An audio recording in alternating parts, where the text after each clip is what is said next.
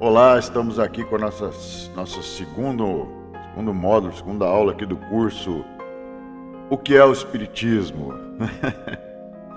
Então a gente vai começar trazendo então aquela explicação que o José Herculano Pires colocou, né, nessa tradução da obra O que é o Espiritismo, que tem por título Notícias sobre o livro. Mas antes, a gente sempre traz alguma dica aqui, né, no nosso curso, de como aprender melhor, de como utilizar as ferramentas que estão à nossa disposição. No vídeo passado a gente explicou sobre a Kardecpedia, né, que você tem acesso gratuito ali, os recursos que ela tem para você poder estudar, analisar, né. E hoje a gente vai trazer então a respeito de dicionários gratuitos, onde buscar definições de palavras que você não conhece ou que você está em dúvida, né? De repente, é aquilo que a gente falou. Às vezes você acha que uma palavra significa uma coisa, mas você não está bem seguro disso, né? Então você precisa pesquisar, né? E buscar a definição para ter uma definição correta, sólida sobre aquela palavra, né? Então eu trouxe aqui o Priberan Dicionário, tá? É um dicionário gratuito que tem na internet. Vou aumentar aqui, ó, para você ver o endereço, ó, dicionario.priberan.org, tá? Ele é um dicionário que ele foi construído lá em Portugal, né? Mas ele é um dicionário livre, tá? Gratuito na internet, e ele tem o idioma brasileiro, o português do Brasil, o português de Portugal, tá? Aqui nós estamos usando o português do Brasil. Então você digita lá dicionario.priberan.org, já salva lá no seu navegador, né? E você tem ali um dicionário gratuito, tá? Aqui a gente colocou um exemplo, eu digitei doutrina, né? Então ele traz aqui a definição do que é doutrina, tá? Outra forma de você pesquisar, né, é você digitar direto no Google, né? Você digita lá a palavra doutrina, né? E ele vai te oferecer aqui a definição da palavra, tem até a possibilidade de você ouvir a pronúncia e tudo mais, né? Então, são duas formas de você pesquisar sobre um termo, uma palavra que você não se sente ali muito seguro quanto à definição, tá? Essa é a nossa dica do dia, né? Para você poder melhorar aí os seus estudos. Vamos voltar aqui para a nossa tela principal. Olá, estamos aqui de novo. Então vamos entrar aqui no Notícias sobre o livro que o José Herculano Pires trouxe para nós, né? Então ele começa dizendo: este volume de Allan Kardec apresenta-nos o texto de uma obra de iniciação à doutrina. Nós já então sabemos o que significa doutrina, né? Muitos espíritas pensam que este pequeno livro introdutório não tem mais nenhum interesse. Muita gente pensa assim, esse livro, para que eu vou ler um livrinho tão fininho, né? Deixa para lá, né? Herculano nos adverte que não, né? Essa é uma ideia falsa, diz ele, né? Resultante da falta de estudo metódico e, portanto, sério do espiritismo, né?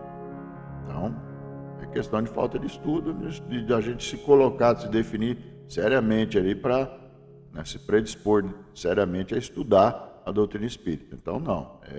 Esse é um livro importante para a gente ler, sim, né? Para a gente estar estudando, né? Outra coisa que ele coloca: nenhum estudante consciencioso endossa essa opinião. Pelo contrário, todos compreendem o valor permanente destas páginas iniciáticas, que até mesmo os maiores conhecedores do assunto devem reler e consultar periodicamente. Isso acontece com todas as obras básicas. A gente deve estar sempre relendo, consultando periodicamente, tá? E nós temos exemplos aí dentro do movimento espírita, né? Chico Xavier fazia isso, estudou sempre as obras básicas. Divaldo Pereira Franco também estudou sempre, né? Então a gente deve sim estar sempre revisitando essas obras. Por quê? Por que isso? É fanatismo? Não. É coisa de nerd? Não. Não se trata disso. Qual o objetivo? Para que a gente estuda a doutrina espírita? Para desenvolver nossa inteligência, para amadurecer moralmente, né? Para desenvolver os nossos sentimentos.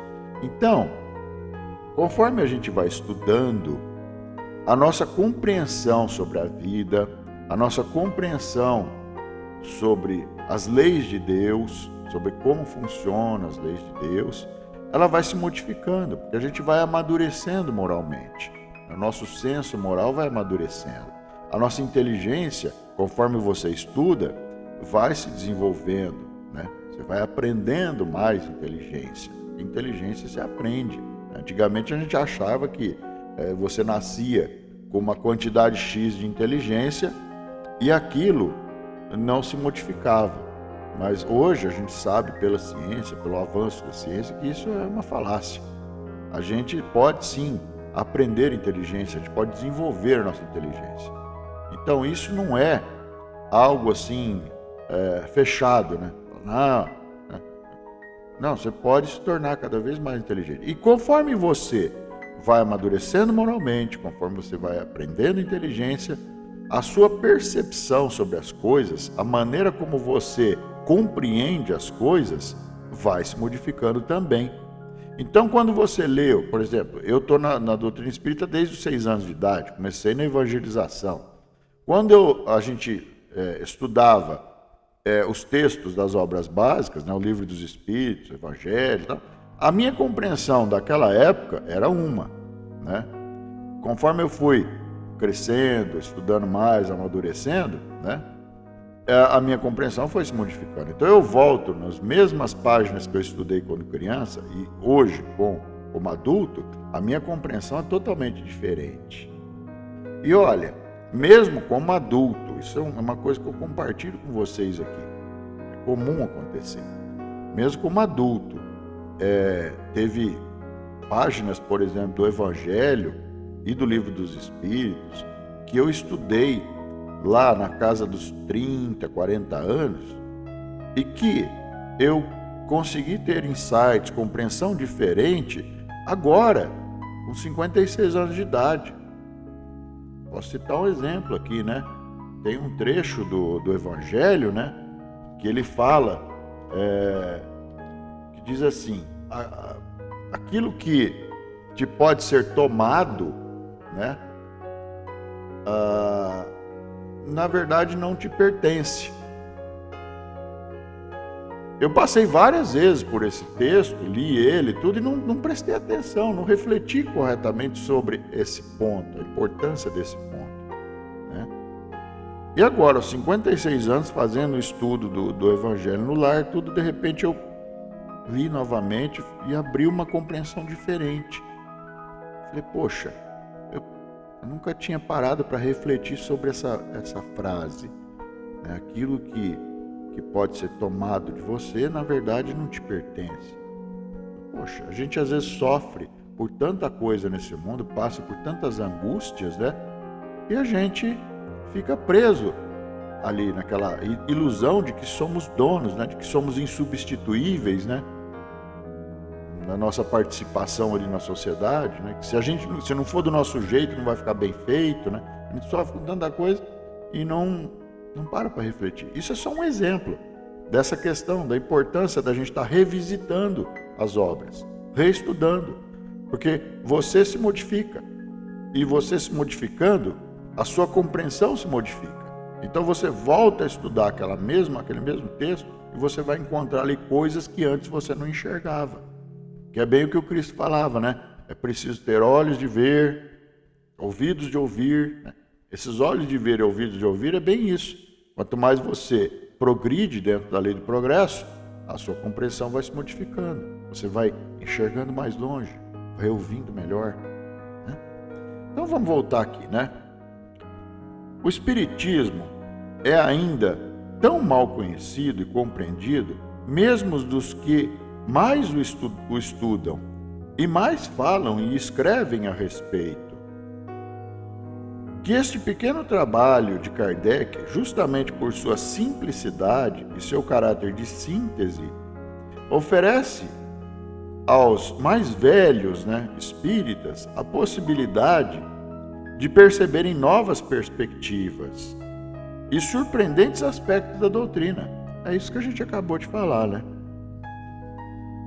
O que é o Espiritismo, escrito e publicado por Kardec em 1859, é um pequeno livro introdutório ao estudo da doutrina que não se inclui propriamente na codificação, mas que está diretamente relacionado com o Livro dos Espíritos, editado em 1857, decorrendo da introdução e dos prolegômenos.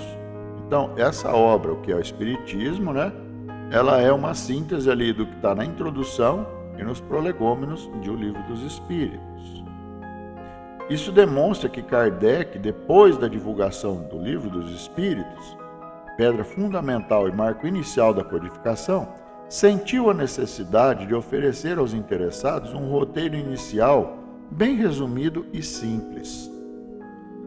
Ninguém se iluda, porém, com essa simplicidade aparente. Mesmo nessa cartilha espírita, muitos veteranos terão o que aprender. Por outro lado, é inegável a importância didática desta súmula, que servem ao mesmo tempo para avivar a memória, reajustar a visão global do assunto e, não raro, chamar a atenção do estudante, do professor e mesmo do mais profundo conhecedor para certos problemas que escapam a uma apreciação acurada. Kardec sempre insistiu na necessidade do estudo assíduo, metódico e incessante do Espiritismo. E quanto mais seguimos seu conselho, mais compreendemos a sua razão. Resta acentuar a importância deste livro de iniciação no tocante ao aspecto metodológico do ensino espírita. Com ele, Kardec inaugurou no Espiritismo uma disciplina hoje indispensável em todas as escolas de estudos superiores de ciência, filosofia, religião, artes e técnicas: a introdução. Com o seu agudo senso de professor formado na escola pestalozziana, foi discípulo de Pestalozzi, Inclusive substituiu o professor Pestalozzi quando ele viajava. O Kardec assumia a direção da escola, as aulas, tudo. Então, com seu agudo senso de professor formado na escola pestalozziana e orientado pela disciplina e rigor lógico do pensamento francês, Kardec imprimiu a forma decisiva a essa disciplina no campo do conhecimento espírita. Por mais que se queira hoje escrever novos trabalhos de introdução à doutrina, que é evidentemente necessário, não se pode relegar ao passado, nem simplesmente esquecer o que este livro oferece. Temos sempre que, a partir das suas premissas e de lembrar aos interessados a conveniência e, mais do que isso, a absoluta necessidade de ler e estudar a obra do Mestre. Porque no passado e no presente, ninguém ainda surgiu no mundo com maior capacidade e mais profunda compreensão do Espiritismo do que o autor desta obra, ou seja, Allan Kardec. Todos podem dar a sua contribuição à obra de divulgação do Espiritismo em todo o tempo, dentro de suas possibilidades, de experiência e de conhecimento. Todos podem ajudar as novas gerações a encontrar as relações das novas conquistas da cultura com os princípios espíritas, ou, de outro lado, a encontrarem as antecipações dessas conquistas no Espiritismo. Mas ninguém tem condições intelectuais e espirituais para superar Kardec. Isso não tem como mesmo, Simplesmente pelo fato de que Kardec não é um autor isolado, um solitário do pensamento, mas o codificador, assessorado na Terra pelos companheiros de missão e assistido do além pelos Espíritos do Senhor. A obra que nos deixou não é dele, como ele mesmo sempre afirmou, mas dos seus mestres espirituais. A doutrina que nos legou não é o kardecismo, mas o espiritismo, ou seja, a doutrina dos espíritos. Essa é uma confusão muito comum que as pessoas fazem, né? Ah, é o kardecismo, né? Ah, eu sou kardecista. Não. Kardec, a pessoa, o espírito, né? É um missionário que veio encabeçando ali, liderando ali um projeto, né?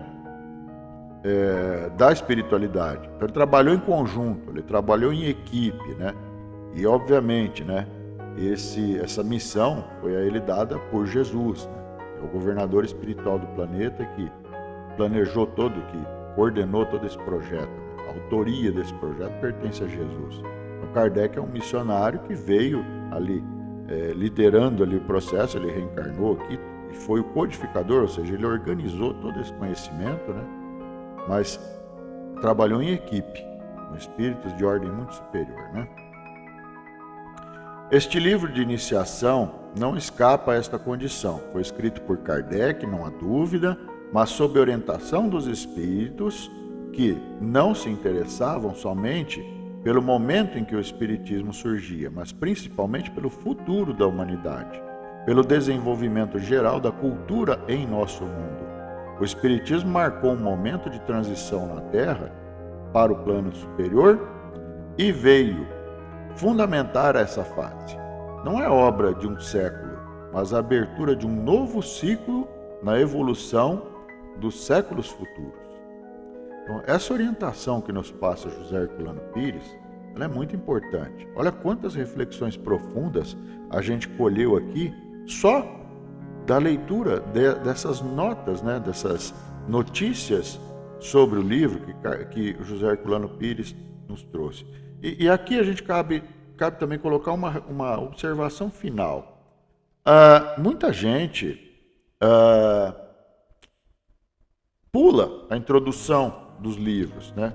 Deixa de ler aquelas informações que tem na orelha do livro, né? Por exemplo, eu estou pegando aqui um livro aqui, ó, essa orelha aqui, né? Essa outra orelha de trás aqui, essas informações que tem aqui na contracapa, aqui no final do livro, né? Então a gente pula a introdução, pula essas informações. Não deve.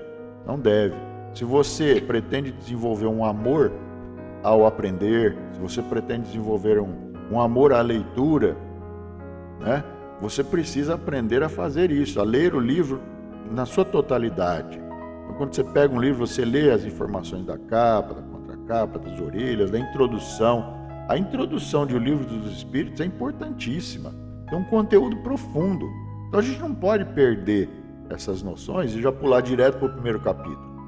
A gente tem que controlar essa nossa ansiedade, para a gente poder fazer sim um estudo sério, metódico e colher o melhor, né? Porque o conhecimento é o alimento para o espírito, né? É fundamental. Então, quanto mais você se alimenta corretamente, né, do conhecimento, melhor o seu desenvolvimento espiritual, certo? Até então, o nosso próximo estudo.